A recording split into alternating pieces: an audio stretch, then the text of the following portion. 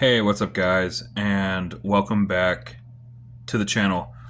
So, this is going to be a pretty cool video. As some of you may or may not know, I have just started watching Game of Thrones in 2025. And yeah, I am totally aware that I am completely late to the party. Like, considering that season one of this show aired in 2011. So yeah, I mean, you could say I'm a little late to the game with this series, and I don't know why I never got around to watching this. I'm not sure because like I was a huge like Elder Scrolls fan, like Skyrim and all that stuff, Lord of the Rings, all that all that type of those things, and so like medieval fantasy, dragons, castles, knights, all that kind of stuff was, right up my alley. You know what I mean? And I don't know why I never jumped on Game of Thrones. It's really interesting. But like I said, better late than never. Like I said, it's on HBO right now, like all 8 seasons, without commercials or ads. So I plan on just binge watching this show. Okay. Now, I will say, I have completed season one. I am completely done with season one. I am on my way into season two. And boy, oh boy, has a lot of crap already happened. First off, like these episodes are pretty much like an hour a piece, which, at least the show is entertaining. There's not too much dead space in between so far. Like the pacing feels fine enough. You know what I mean? You're not really sitting there too bored with anything, which that's definitely a good thing. That's a plus. But yeah, they're like an hour a piece episodes. But man, season one out the gate was just came out swinging. You know, um, first off, Sean Bean's character, I think he plays Ned Stark, I believe. I thought he was going to be the main character. Like they kind of built him up and really established him as this super likable character. Like I thought we were going to be seeing him around for quite a while throughout the franchise. And spoiler alert, yes, definitely spoiler alert. If you have not seen Game of Thrones, especially season one, I would probably cover your ears or click off this video. You have been warned. But like I said, I thought Sean Bean's character, Ned Stark, was going to be a main character. And he just gets killed off in season one. Like, brutally, too. Like, beheaded by King Joffrey, who is a freaking prick. By the way, screw that kid, right? Screw King Joffrey. Yeah, just gets beheaded in season one. Jason Momoa's character, Drago, I don't know if that's how you pronounce that correctly or not, but I thought he was going to be a stick around character. He's dead in season one as well.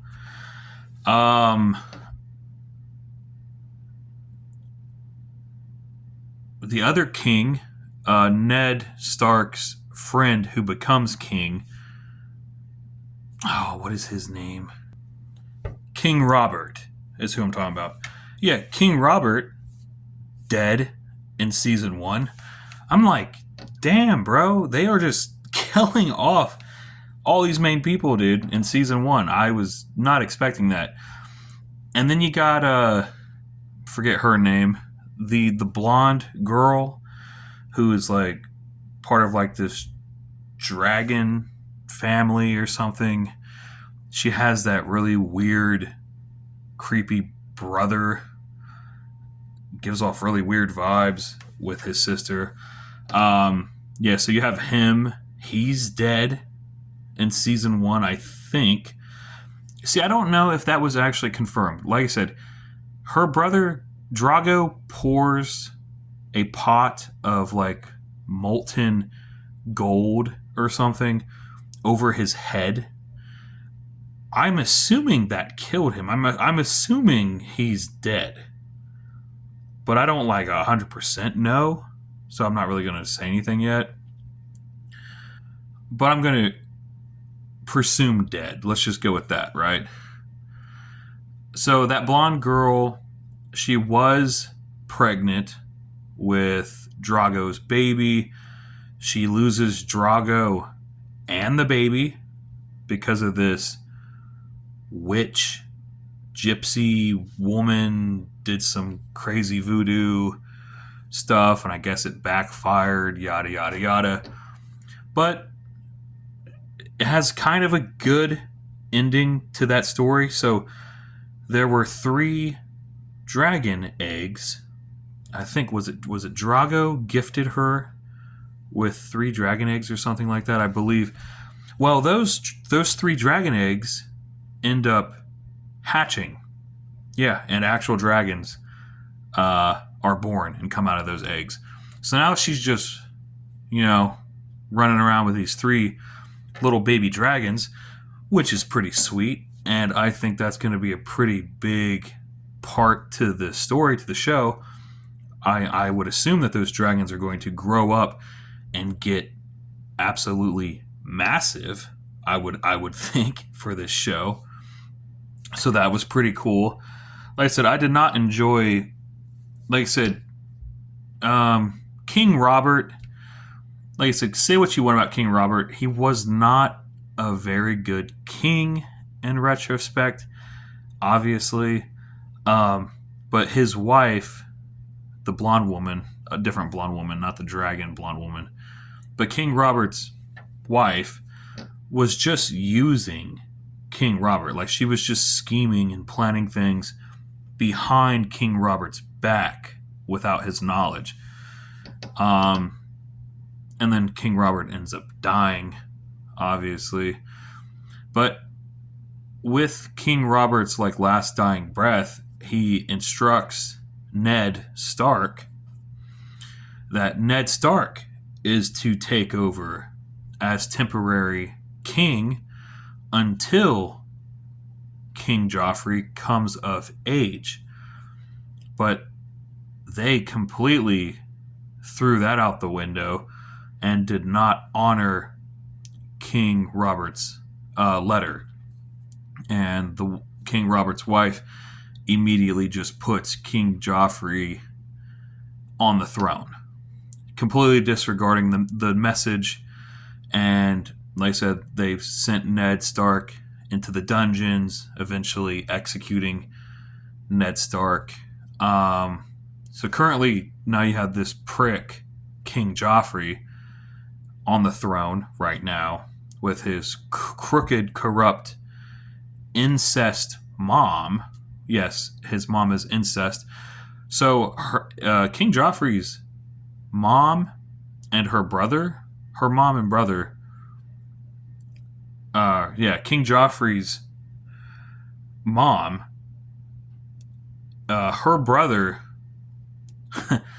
is Joffrey's dad. So King Joffrey was born of a brother and sister relationship. So King Joffrey is completely inbred, and so is not even of King Robert's true bloodline, because King Joffrey only comes from his mother's bloodline. There is none of King Robert's blood. There's none of King Robert's blood in Joffrey. So he's not even the rightful heir to the throne anyway. You know what I mean? Is what I'm trying to explain. Like I said, we had the 3 dragons that got born. Ned Stark's dead. King Robert's dead. Drago's dead, yada yada yada. Um, Interesting story so far for season 1.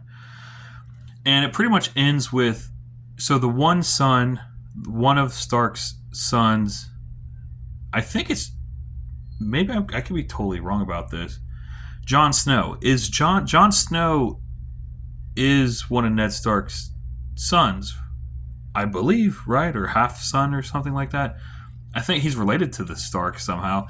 But anyway, so Jon Snow's character ends up going north to the wall, to like this giant ice wall. And then his other son ends up becoming like the new king or something, like following in Ned Stark's like footsteps, like becoming, then they were calling him the king of the, what were they calling him? Something like that. Becomes like the new king or something. So everyone's going to war. Everybody's going to war, right? And let's take a quick second. So I do want to apologize because, like I said, I just finished season 1. I finished the last episode of season 1 today. Okay. It only took me 2 days to get through all of season 1. So I'm still not completely, I don't have everything memorized with names and faces yet. So I'm kind of really trying to pull from memory. You know what I mean? But yeah, King Robert's wife was cheating on King Robert with her own brother. The Kingslayer is his name, right? And they gave birth. Those two are the parents of King Joffrey. That's what I was trying to clarify earlier. Like I said, so Jon Snow has gone to the wall. The other son is leading the soldiers in battle. The one son, one of the really young sons, was climbing a tower and accidentally stumbled upon King Joffrey's mother and father, brother relationship. So he was climbing a tower, accidentally stumbles upon those two doing it in the tower, and the Kingslayer, I forget what his real name is, ends up throwing Ned Stark's son from the tower, essentially crippling him, like making him paralyzed. I don't know if that ever changes further into the show. I'm not sure, but as of right now for season 1, that kid is paralyzed, crippled. He cannot use his legs at all. So that kind of sucks. The one daughter, the older daughter of Ned Stark, the redhead, is forced to, like, pretty much is forced to marry King Joffrey or whatever. And then the younger sister has fled the city with, I think, one of the guys that works at the wall. He goes around finding recruits for the wall. So she's with that guy, and I think they're heading to the wall. And they had to cut her hair really, really short to make her appear as a boy. Also, she's with this one guy, this one kid who was a blacksmith's apprentice as well. And they're all in this little caravan heading to the wall, I believe. And that is essentially season 1 kind of wrapped up with everything that has happened. It's interesting. It's a lot to really try to explain out of thin air. Okay, so, but that's pretty much it in a nutshell for the most part with season 1. I'm liking it. I'm digging Game of Thrones so far. I'm very excited to see where season 2 leads. So that's really it, guys. But I appreciate you. Just want to talk about this show. I wish I had started this show way earlier than what I did, but we're watching a show from 2011 in 2025. What can you do? But it's cool because, like I said, this show, Game of Thrones, has now released some spin-off franchises. I think like House of the Dragon, and there's going to be another one now. So it's not a bad time to start watching this franchise. So this is going to be kind of interesting to see where this story goes. See what happens to our beloved characters. The fact that so many characters got killed off in season 1 already, I was like, holy crap, what's going to happen as this show goes on? Another thing that I was not expecting with Game of Thrones was, why is there so much nudity? Do we need that many nude scenes in this show? Like, holy crap, guys. There's a lot to take in. But yeah, it's cool. So far, so good. I'm digging it. That's pretty much going to conclude this video. Season 1 kind of summed up. So we appreciate you, and I will see you in the next video.